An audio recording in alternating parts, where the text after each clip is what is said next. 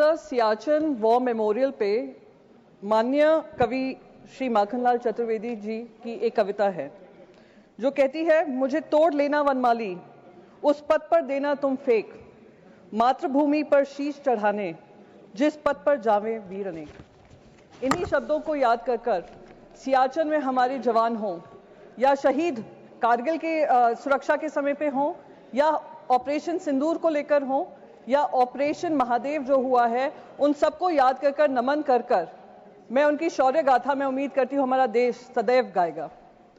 साथ ही साथ मैं उन सारे परिवारजनों को श्रद्धांजलि व्यक्त करना चाहूंगी जिनकी जाने वो पहलगाम में गई, आतंकी हमले में गई, पाकिस्तान स्पॉन्सर्ड आतंकी हमले में गई, और वो अभी भी उम्मीद कर रहे हैं कि हर तरीके से ऑपरेशन सिंदूर, जो कल खुद प्रधानमंत्री जी ने कहा कि ऑपरेशन सिंदूर अभी भी जारी है, उस ऑपरेशन सिंदूर के तहत उनको हर पैमाने पे न्याय मिलेगा और नापाक हरकतें जो पाकिस्तान से होती हैं उसको खत्म करने का काम हमारी वीर सेना करेगी।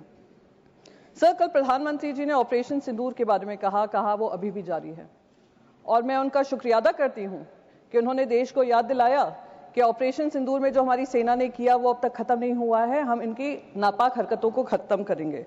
पर कुछ सुझाव मेरे भी हैं। जब पहलगाम हुआ था मेरे मन में भी बहुत सवाल थे। 2 हफ्ते पहले वहां पे गृह मंत्री जी गए थे और उन्होंने कहा था आतंकवाद को बिल्कुल समाप्त कर दिया है।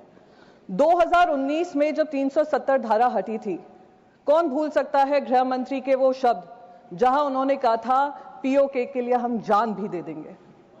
तिरंगा यात्रा हुआ था, हम पार्लियामेंट्री डेलीगेशन जब गया था, हम जाने से पहले तिरंगा यात्रा हुआ था जिसमें गृह मंत्री ने कहा अब बातचीत पाकिस्तान से होगी तो सिर्फ पीओके को लेकर होगी। तो जब ऑपरेशन सिंदूर जारी था और अचानक से उस पर फुल स्टॉप लगा, मन में सवाल तभी भी था कि क्या हुआ जिस वजह से हमें ये सीज फायर करना पड़ा, क्योंकि हम सिर्फ पीओके की बात करना चाह रहे थे।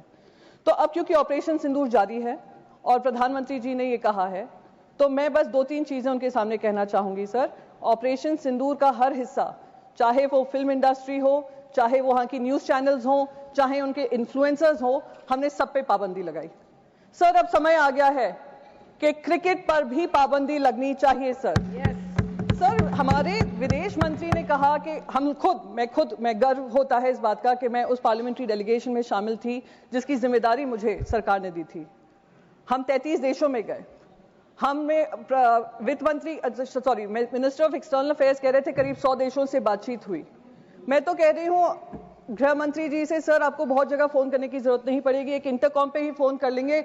आईसीसी के चेयरमैन को अगर आप कह देंगे कि ये इंडिया पाकिस्तान मैच नहीं हो सकता तो नहीं होगा, ये हमारे ऑपरेशन सिंदूर की कामयाबी होगी। सर, हम जो 26 महिलाएं जो विधवा हुई वो उनके मुंह, हम उनके मुंह पे जाकर कहेंगे कि हमें वो इंडिया पाकिस्तान मैच खेलना है, हम पैसा कमाना चाहते हैं, पैसे के ऊपर आपका परिवार नहीं है। तो मैं बस यही रिक्वेस्ट करूंगी, एक ऑपरेशन सिंदूर वो होना चाहिए।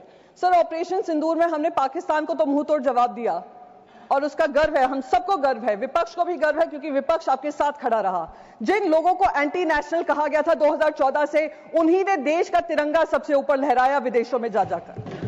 मेरे को उसका गर्व महसूस होता है। सर, पर जो हमारे यहां पर पहलगाम को लेकर इंटेलिजेंस फेलियर हुआ उसकी जवाबदेही किसी ने ली? सर, क्या हमारे इंटेलिजेंस चीफ का इस्तीफा मांगा गया? जी सर, मैं खत्म ही कर दूंगी, मैं ज्यादा समय नहीं लूंगी। सर, बस 20 सेकेंड में खत्म कर दूं। सर, उस इंपॉर्टेंट मिशन का हिस्सा थी।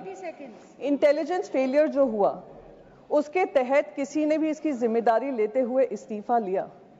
इस्तीफा होने चाहिए सर। तब तक ये ऑपरेशन सिंदूर कंप्लीट नहीं होगा जब तक आउटसाइड वर्ल्ड को तो हमने पाकिस्तान को 2 टूक जवाब देकर अकाउंटेबिलिटी तय की, जब तक इंटरनल अकाउंटेबिलिटी हम तय नहीं करेंगे। 20 सेकंड हो गए। जय हिंद।